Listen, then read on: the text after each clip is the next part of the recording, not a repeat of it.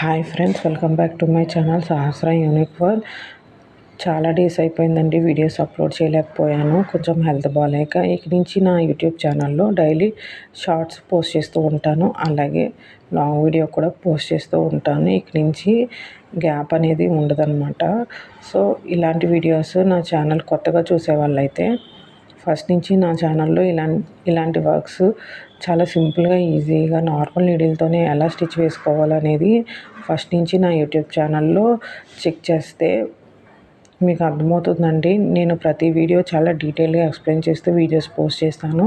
నా ఛానల్ని సబ్స్క్రైబ్ చేసుకోండి ఇలాంటి వీడియోస్ కోసం.